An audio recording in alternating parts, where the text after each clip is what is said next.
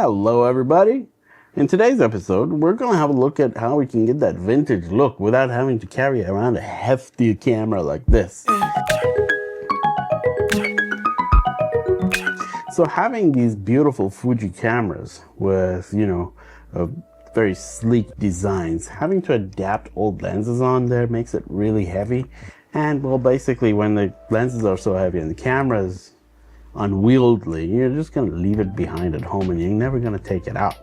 So previously what I did, as you can see in the B-roll here, was to adapt a lens from a disposable camera. Well, after a lot of trial and error, I had this lens made. Well, the lens is very suboptimal in its quality, and just taking it out and taking pictures didn't feel viable enough, because I thought, if the pictures aren't any good, what's the point of having this lens? So I kind of let the idea sit for a while. And then I decided to buy some L-mount lenses. So these are the L-mount lenses. They're very tiny and their adapters are very small compared to the other DSLR adapters. But the bad thing about these lenses are that they cost an arm and a leg. Like, you have to pay twice the camera's price to get a good lens. And then it's still gonna be heavy because it's all made of glass. So one day I was just looking at my camera collection and I thought, hey, there's this thing here, a stereo camera with really tiny lenses on there. Well, I've taken the lenses off for now. They are pretty small. And the film that goes in here is actually full frame 35mm film. So having a look at the camera, I thought, hey, let's take it out for a spin and see what the quality of those lenses are. I kind of took really cool stereoscopic pictures. So this is called the Realist, I think. The Stereo Realist camera. It's from the early 1900s, 1920s, I think. And it's made like a tank. Everything on this is manual. And it felt really cool to use, but it was just very hard to use because I was missing a panel in front that had the shutter speeds and things like that written on there. So I thought, hey, I'll measure the flange distance from the film to the lens, which looks very tiny, and kind of make some lenses out of it. So the first thing I did, I went online and I found some STLs for lens caps, both for my L-mount lens that's been recorded on right now, which is full frame by the way, and one for the Fuji X mount. And I just cut a hole in the middle and tried to put the lenses in. And disassembling this camera is surprisingly easy. The lenses are very small. They have an aperture of 2.8. And when you take them off, they can just screw off, and they have this fastener on the back that could work with any project. So I thought this was a great opportunity to kind of explore these. So the first ones I printed, of course, I printed them in white, and I got a lot of subsurface scattering where light got into the plastic and illuminated the picture. So it was very washed out. What I did then for the second version, I fixed that flange distance, as you can see, and I kind of put black duct tape on the inside. And these, I did them for both cameras to see the effects there. The black tape worked really well. Of course, I could have just printed it in black filament, and that'd be great. And by the third version, I kind of made it nice because this is the filament I had, hanging around, so I thought I'd use it. So inside it is black masking tape, and on the outside are the lenses, and they're pretty small. So if I put this lens on just like that, this is the actual camera look. Now, granted, this was a lens cap. I haven't put any design effort into this. This effort here is suboptimal, but let's have a look at those photos.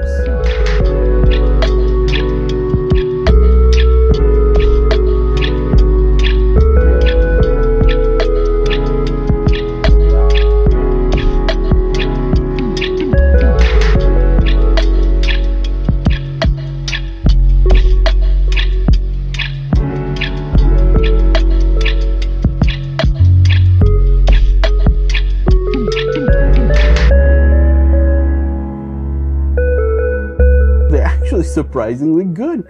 I thought, wow, they've got this beautiful sharp center and you know, the edges to just start blurring out, more so on the full frame version of this lens, because I think the image projection is way more than on the APS-C.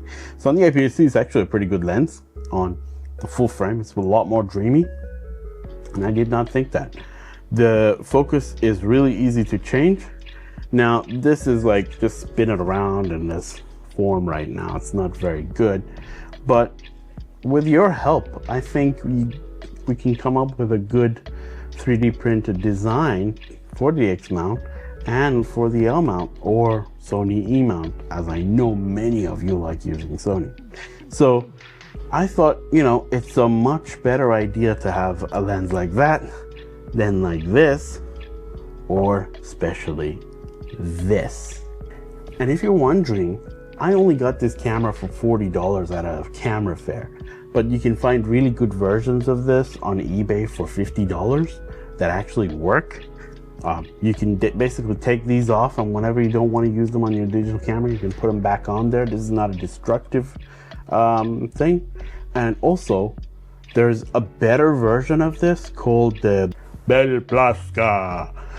So this Bell Plaska uses Zeiss lenses, 2 of them. So you could have one for your full frame and one for your APS-C. So definitely try it out. Please share your designs down below when you do design these things. I would really love to print them and try them on myself as well. The focusing mechanism, so this doesn't have any focusing mechanism. It would have to be something that just brings the lens out and in. So I think the distance is 3 or 4 millimeters of movement, but again, you could change the aperture right on the lens here. So it would be like, hey, change the aperture here and then change the focus somewhere out down here. I hope you like this little project, and I hope you now go and look for these Pancake lenses so you can create really portable systems. Now this is a Pancake lens. So let's make our cameras smaller. Now the piece of plastic is somewhere inside the camera. What have I done?